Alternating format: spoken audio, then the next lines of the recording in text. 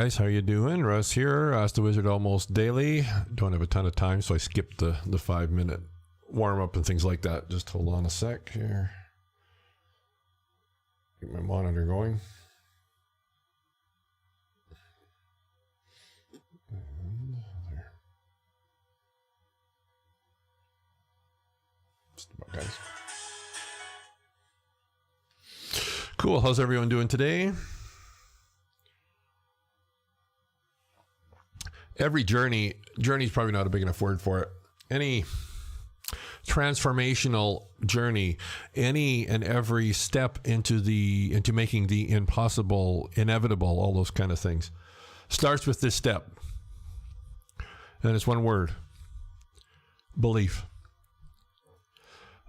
And belief is a choice. And belief is a choice. I'm kicking my mic around here. Belief is a choice that you'll make once, and belief is a choice that you'll make 1,000 times. The powerful thing, hey Suzanne, how you doing? The powerful thing about belief is it's a choice, and it's your choice. You see, the kind of life changes, life experience changes I'm talking about are not, I'm going to buy a different coffee cup, or I'm going to take a different route to work or something like that. The ones I'm talking about are the ones that, at least at first glance, looking at your external circumstances, are impossible. Those are the ones that I'm talking about. In order to see those manifest in your physical world, the first step is you choosing to believe. Choosing to believe, even initially, choosing to believe that it's possible. I did long time ago, I received this story. It was really powerful. I call it the hope so, believe so, know so villages. The hope so village, and it's a choice. The hope so village is you have a desire, and the chances are, at least right now for you in your mind, is it's probably not going to work out. But you have hope that it could. Right? So that's a hope so village. And even that, like, hope is a choice too. You choose to hope. So a lot of times when hope is required, all those, hey Gilbert, how you doing? All those positive feelings aren't going to be there. When you choose to hope, that's usually in the face of adversity. Oh, that was really good. I'm going to say that again. And I'm going to reword it a little bit. The power of choosing to hope is most effective in the face of adversity. I remember I've said this many times too. It's easy to have quote unquote faith for health when you're healthy. It's easy to have faith for finances when you're financially flush. It's easy on and on and on. It's easy to have faith for something that you've already experienced it, right? You see, hope isn't required if you're already experienced it. Hope is required when you have no idea how it's going to work out, how it's going to happen. As a matter of fact, in your mind, your logic is saying there's no way it can happen, but you choose to hope anyway, even though logic contradicts it, even though your external circumstances contradict it, even though your friends and family contradict it, even though the voices in your head contradict it. You choose to hope anyway. And you do that, and you do that, and you do that. And when you think about it, what you're choosing to hope in is an idea. Right? Is a concept, is a possibility. It's nothing that is in your physical world yet. I mean, you're choosing to hope in something that you can't see, that you can't feel, that you can't taste, at least not right now. But remember, you get to choose to hope. Not your external circumstances, not your past, not all that kind of stuff. You're the one that chooses to hope. Now, when you keep doing that, you start to gain some momentum. And then you move through to the believe so village. Now, this is when things really start to change because now you choose to believe that it can happen. And dare I say, you choose to believe that it will happen.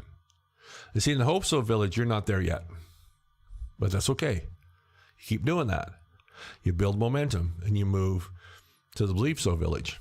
And the believe so village is, I choose, it's a choice again, I choose to believe that this concept, that this idea, that this desire, that this thing that makes your heart sing, all those ways of articulating it, even though you haven't seen it here yet, I choose to believe that it can happen. Maybe you're not at the spot where it will happen, but you're at least at the spot where it can happen. And I choose to believe that it can happen. Now, once again, what are you choosing to believe in? Hey, Richard, how you doing, buddy? You're choosing to believe in something that you probably can't see, you can't taste, you can't touch, you can't feel. Now you're choosing to believe in an idea.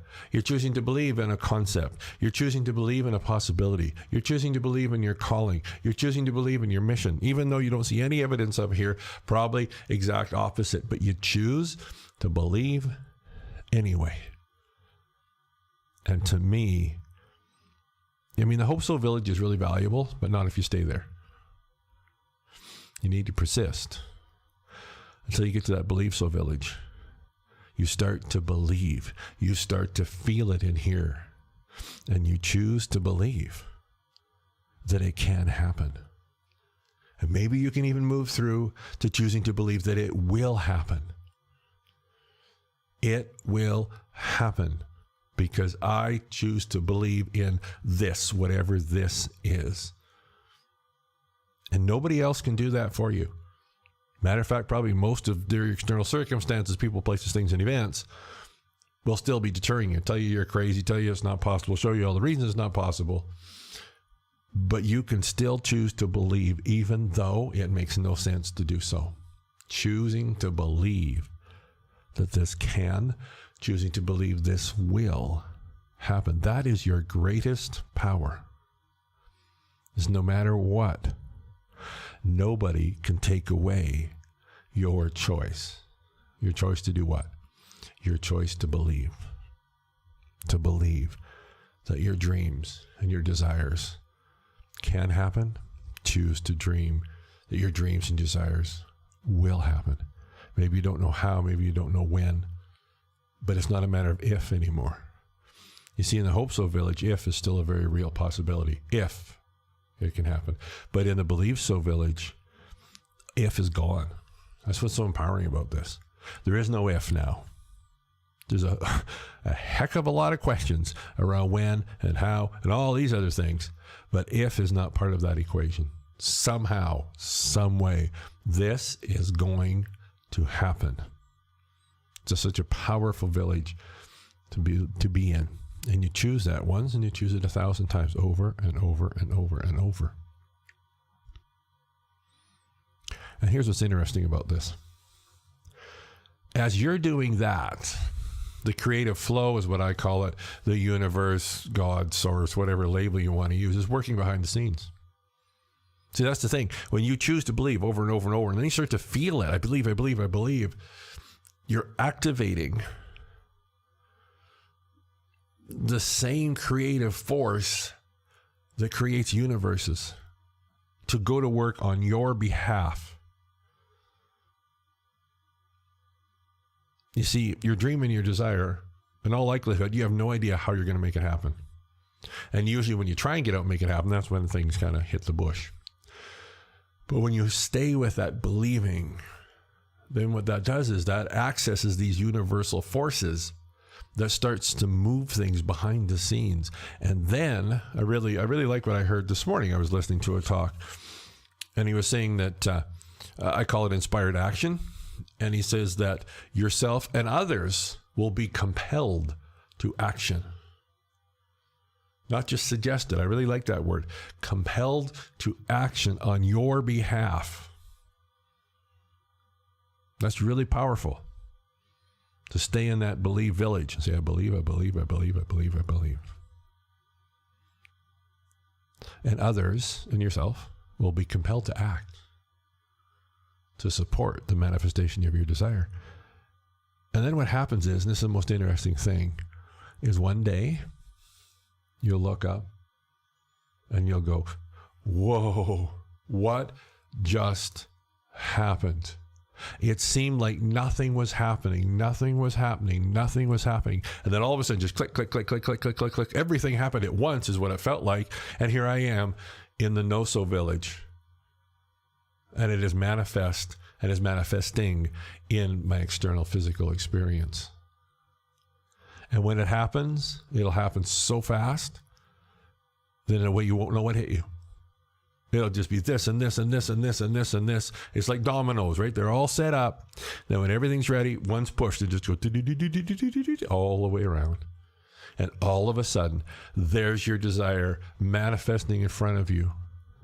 And you go, wow, what did I do to make that happen? You didn't do anything to make that happen. You chose to believe and believe and believe and believe and believe and believe. That gets monotonous, doesn't it? Yes, it does. And believe. You just will not refuse to not choose to believe. And then all these things are moving behind the scenes. And then when everything's ready, bang, away it goes. And now you're in the no-so village. But you're not going to get to the no-so village until you've spent your time in the believe-so village. How long? Don't know.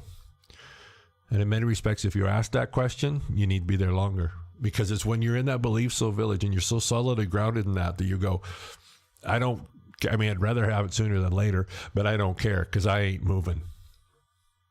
I believe now this will happen and I am not moving. It doesn't matter whether it takes a day, a month, a year, whatever. It doesn't matter because I know it will happen, even though I haven't seen it yet. I know. And when you do that, sure enough, away it goes. And there it is. First step. The first step in any transformational journey is choosing to believe in something you can't see, but you can feel it in your heart. Thanks for tuning in, guys. Share. We're all in this together. See you on the web.